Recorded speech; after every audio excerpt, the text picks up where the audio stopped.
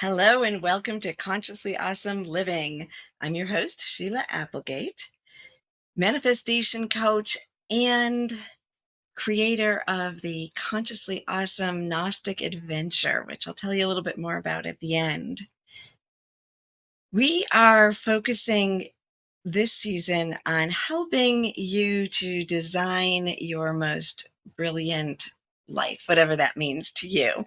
And today, I want to talk about science and spirituality can be friends. And I know that seems kind of basic, and you might be saying, how does this fit into designing my life? But I think it's really important to talk about now because I've seen a rise of maybe conflict between science and spirituality. It's been an issue maybe throughout all of history, but I thought, and I think it really is, we're coming together to a place where we realize that in truth, science and spirituality are leading to the same understandings from different perspectives. But maybe over the last several years, there's been sort of an uprising of uncertainty about that. So I just want to kind of talk about that with you, and share with you my perspective and explore that possibility so that you can come to your own understanding of how those fit together. Why is that important in manifesting or creating the life you desire?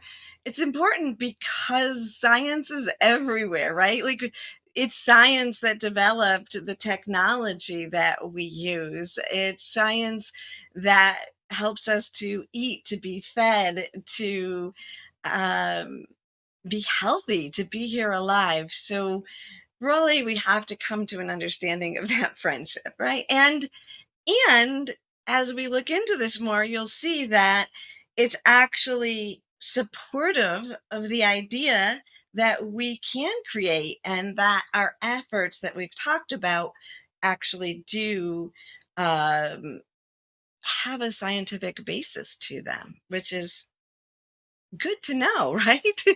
So let's kind of go back to the beginning. And the word science itself emerged in the 19th century in the midst of attempts of narrowly defining those who studied nature. So science, in its core, as its beginning name, was about the study of nature. So if we remember that, I think that in itself can help us to realize that if we're on a spiritual path, we're often connected to nature, and we understand that that relationship and exploring that is part of the process that we're moving through. So coming back to that understanding is helpful. And I also just want to give you some quotes from some of the scientists that you may have heard of in their perspective of this friendship that science and spirituality actually have.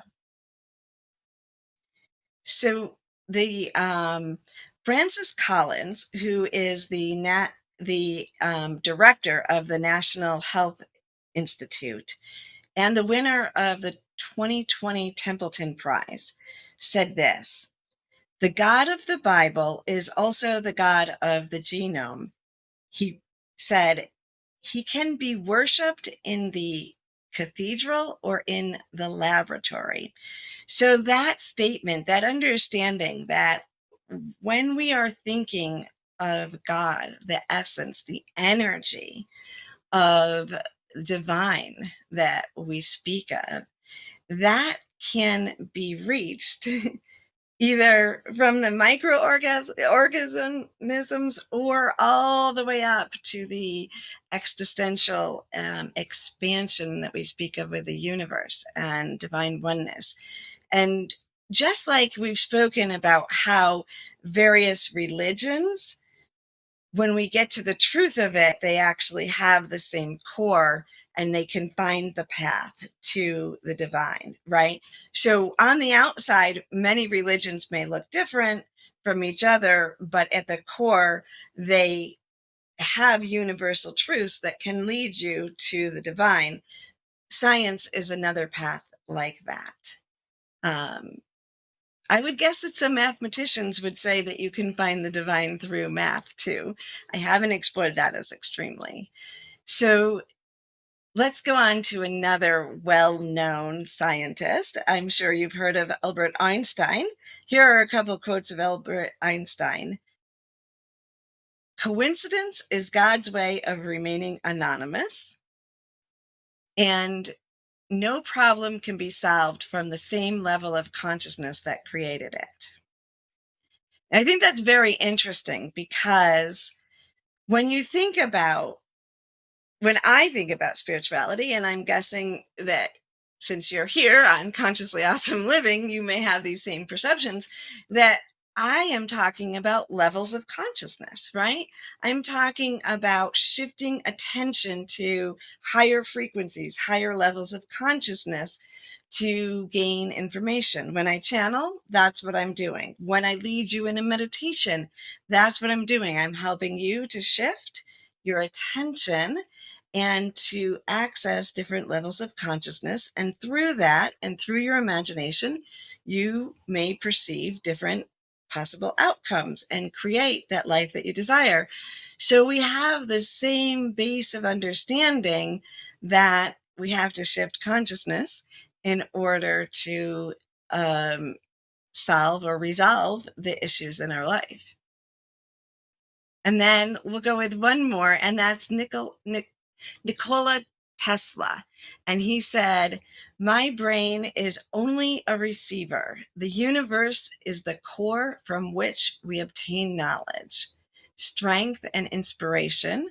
I have not penetrated into secrets of this core, but I know that it exists." So we've all heard of Tesla and the inventions that he was able to create, and some that were then kind of taken over by other people, because we always have human and capitalism in there. But when we understand that most scientists are going into whatever experiment they're doing, whatever the problem they're solving, they're going in with an open mind. Part of the scientific process is being able to see beyond what is in front of you, to stay open and to allow new data to come in. And as we see in some of these quotes, we understand that they're accessing in a way um, an an aspect of themselves that they don't know exists, right? They know it's beyond what their personal knowledge is in that moment, because that's how we have new discoveries, from staying open and looking at all possibilities. So when we look at it from this perspective, we see that science and the way I view spirituality, and maybe the way you view spirituality, is really the same frequency. We're moving through that process of understanding, experiencing new things, and staying open for that collective consciousness to give us new information. Now, my youngest child, Justin, is a biochemist. And as Justin is studying science more, I have had a new understanding, a new interest. In fact, if I look at it, even before Justin moved into the sciences as a study, um, the more I opened up to higher consciousness, the more I channeled, the more I meditated and experienced and had the drive to connect the pieces of consciousness and how we do. So it's one thing to channel, it's another thing to then figure out, how am I channeling? Why is this working? What does this mean? And how do I explain it to another person? Or same with energy healing. I've been an energy healer, Reiki master, and taught Reiki years ago, and have moved into different modalities. And even just a few years ago, brought through divine experience, a new form of channeling, a new frequency called fractal illumination, that actually, when I spoke with a quantum physicist, really they were able to fill in some of the blanks of what I was doing and experiencing that I didn't know. I just had this sort of download and I feel the energy moving through me. So when I reach towards science, it actually enhances my understanding, and my interest has grown more and more. When Justin moved into biochemistry, and then you know COVID came, those two things intersecting. I was interested in the biochemistry as Justin did different, um, worked in different labs, because I was starting to understand more of the DNA, even though energetically I was using the double helix and in shifting and visualizing differences in the DNA. As Justin shared more information with me, I understood how those intersect and they fit together. So for me, I come to it first from sort of the spiritual perspective, then I usually get that scientific information that doesn't conflict to me, but really enhances the experience of what I have gone through.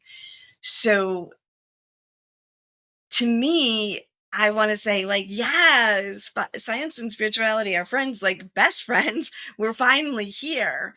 But like I said, there's still some conflict. And I think that if we look through history, some of that conflict early on was that, and usually it's religion and spirituality that had a conflict, or I'm sorry, religion and science. Sometimes religion and spirituality does have a conflict, if you ask me. But religion to me is different than spirituality, right? So for me, spirituality is remembering that divine, accessing the essence, connecting my spark to the oneness of all that is, and to nature and to everyone around me, and to explore what my soul can do to its highest potential, and in that space live a good life. Now, religions have that in them, and I truly believe that at the core of nearly all religions is the path to truth. But religions are also structures that have been developed by humans and put around in some ways to control society. So some of the rules around it are to manage or control, and so the need to keep someone not in knowledge may be more prevalent in a structure, although we are seeing that in what seems to be non-structured spirituality that maybe still has a structure on it. So I think that what happened when there was a conflict, or what happens now still when people feel a conflict, is that they feel as if you tell me that this isn't a miracle that I just experienced, then you're threatening me. So if I believe that my God creates miracles for me, then you tell me how it works. Maybe that feels like you're denying my God, right? Or this need for faith to be what I understand now is essential. And so it feels like it's intruding on that, when if you understand that just learning more of how the miracle worked doesn't change the wonder or the miracle in it or the effect of it, but rather enhances your understanding of it, and maybe expands the understanding of what God or creator or the divine is. The truth is the truth, and the truth will hold up under any circumstance. And that is what we need to remember. So, we're going to talk about that a little bit more after break. So, just be back in just a minute and we'll continue with this discussion. Soulivity Magazine and Beyond Words Publishing want to remind you about the importance of continuing to follow public health guidelines to protect yourself, your loved ones, and your community. Please continue to wear a mask, wash your hands, and watch your distance. Please visit these sites for further information about how to stay safe from COVID-19 into the new year. Remember, love protects us. Hello and welcome back. Let's continue our discussion about the friendship between science and spirituality. Now that we realize that, yes, science and spirituality truly can be friends. As we were ending the first section, I talked about how the truth is the truth in every direction that you seek it, right? So when we think about this, spirituality is not a threat to science, and science is not a threat to spirituality. The concepts that we have in each one of them that are true, though we may attain the information differently, we may express the information differently, but in truth, the truth is going to remain the same in either direction. Just like in any religion, the truth is the truth no matter what is around it. So if you get to the core truths, they're going to be there and there won't be conflicts. Now, there are in between truths, right? Because sometimes we know something to be true, and because we are evolving, it changes. Our world is evolving, or our consciousness evolves. We learn a new, deeper truth. It doesn't mean that the first truth was wrong, but maybe it was limited. So, this is that expansion of truth that we're moving into. And if we remember that that is what we're looking for, then whichever side of that coin we're on, there is not a conflict. There isn't there's nothing to be afraid of, because what you know will either evolve to deeper truth or will stay steady with new information. There is one, I don't know if it's an exception, but I always say I am so driven for new knowledge. Like, that's just who I am. And I think a lot of us are, but not everybody is. Some people are just happy and they're living a good life and they're treating people with respect and they're offering service, doing something to, better the world, or at the very least, not harm anyone. And they're content with that. And that's all they want in this life. They don't need to fill in the gaps or get new information. And that's okay. And if you are someone like that, again, probably not watching this show, but if you are, then, or someone and that's the way they are, that's okay. They don't have to gain new information. They don't have to learn about science if their base is in spirituality, or vice versa, as long as they're living their best life.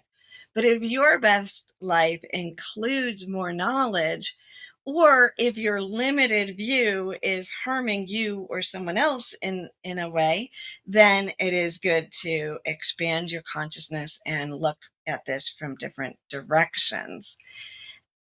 One thing that inspired me to talk us today is the vaccine issue. As we've been moving through COVID, people have had very strong opinions, and there's been some dichotomy about whether or not to take and trust modern medicine. And I think that's been going on for a while. But I think that it's important to understand. Let's start back with science and the fact that we wouldn't be here today, right? Like, it is the support of science that allows us to live the way we live. And it allows us to understand enough about the world that we have time not to just be in the ego survival state, but to explore the different realms.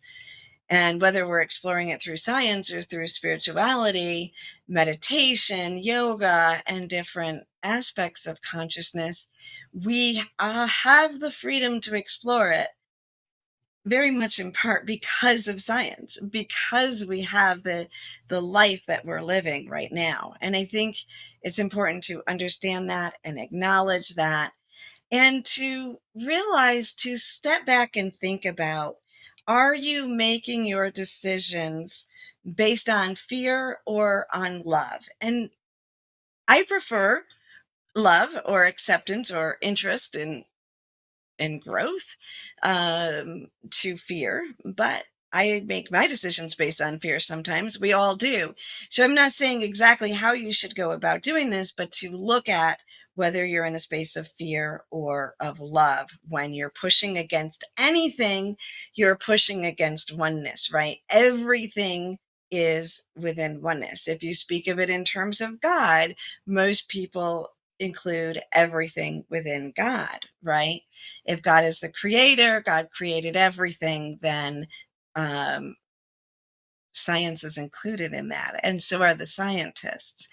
So, is your worldview that the world is evolving and working towards helping you grow? A loving view that humanity is loving and growing, and we're in this together, or are you pushing against things as a way of keeping a belief system? If your belief system is solid, it can accept new information. So, just think about that as you explore that for yourself.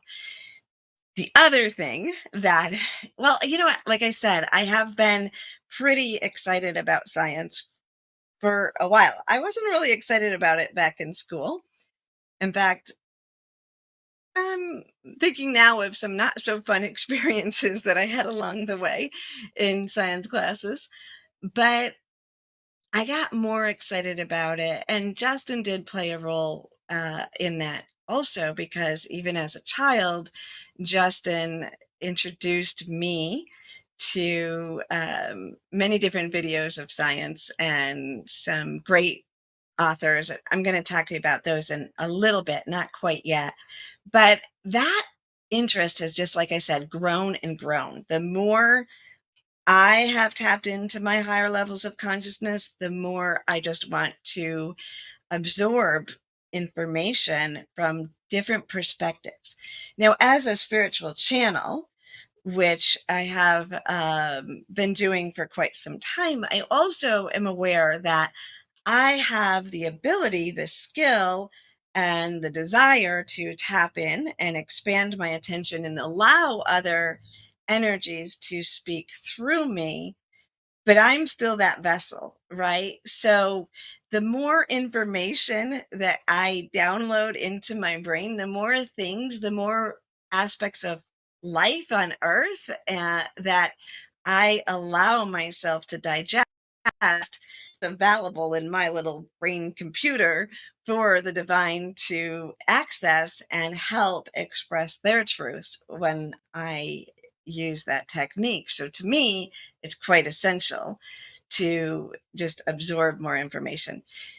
And then recently, and it's not recently that I just heard of them, and we'll talk about that later, but I have gotten obsessed with IONS lately, which is the Institute of Noetic Science, because they are researching and investigating consciousness and worldviews and the science that connects us. And that piece, to me, when science and spirituality fill in whatever gap may be there, it's just going to explode humanity's potential.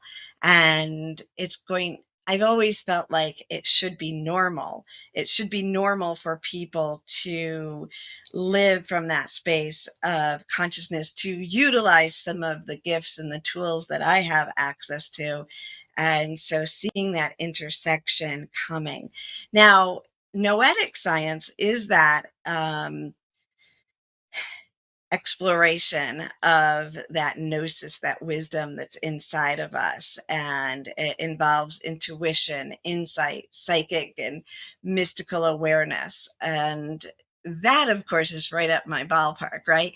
But there's other elements of science and even more, but I'm just kind of telling you the three that are most in my foresight. There's quantum physics too. And I sort of got interested or got exposed to quantum physics earlier than noetics. And if you look in quantum physics, now they're not consciously seeking to explore the psychic realm, but they are reaching new information that is leading them to have to acknowledge that which we haven't made tangible yet, that which we haven't understood. If you look into consciousness, there is no scientific understanding of what consciousness is. What is creating the dialogue in our head, the imagination, what runs these bodies that we have, what are those energies and how does it work, is still being explored. So the more science and physics moves in the direction of understanding, the closer they come to understanding that there's a frequency that is influencing us. And that and spirituality is what we've been tapping into. So combining the two together is pretty exciting. I will be having some links for you to look at. If you haven't moved, probably a lot of people have heard of Greg Braden. He has a few good videos out that talk about the entanglement theory and the understanding that they're coming to, that our human DNA will influence photons, and that so influence the energy, basically, if we're going to talk in the terms I usually use, and have the energy around our DNA when tested in a lab will shift to engage with it. And there's many different studies that show this effect and this engagement through quantum physics. And then, like I said, the microbiology, the more I learn about it, the more fascinated I become. And because my path has been like, okay, here I am, but I feel something more, right? Looking at soul, looking at the spiritual concepts, and then expanding outward into the different frequencies that I tap into, all the way to oneness, because we know science has concluded that there is one energy that connects us all, and that everything is connected in some way and influences each other, which is also where we reach in oneness. So it's one thing to know it, to see it in the micros laboratory experience, and then also to experience it by feeling it and living it, which is what I've been focusing on in my teachings.